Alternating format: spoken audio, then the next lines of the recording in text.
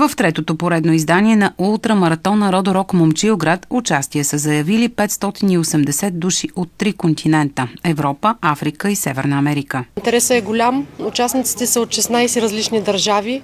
Има много интересни екзотични държави като Уганда, Мексико, Канада, Щатите. Другите са европейски държави. Имаме 4 основни дистанции. 60-километровата е най-дългата дистанция. Те ще стартират съответно и най-рано, 6 сутринта на 6. Много шестици, дано да е хубаво число. В 6 часа ще стартират от същото място на площада. След това в 7 стартират следваща дистанция 42 км, 21 км стартират в 8 и 9 км в 8:30. Е доста по-каменисто и доста по-гол пейзажа, но това предлага пък много по-красиви гледки.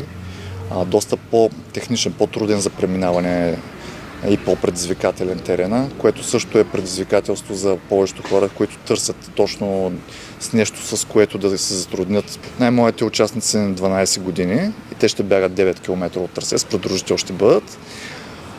За най-възрастен участник, тук вече малко не хванахте, неподготвени сме, но имали сме участници от предните години на 60 и няколко години, които се пускаха, мисля, че бяха на 21 км. Сме организирали специално детско бягане, то ще е доста атрактивно, така че каним всички деца, могат да дойдат и с родители, даже родители с детски колички могат да направят, то е съвсем символично. Край трасетата са обособени 5 подкрепителни пунктове. Доброволците, които ще подпомагат спортното мероприятие, са 60.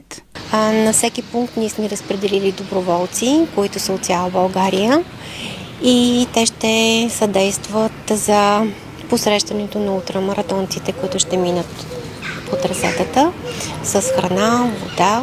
Допълнително искам да кажа, че тази година включихме в Родорок да има екип от медици. За семействата на участниците в ултрамаратона, както и за всички желаещи, има организиран и поход. Той е с дължина около 10 км със специално осигурени 2 водачи.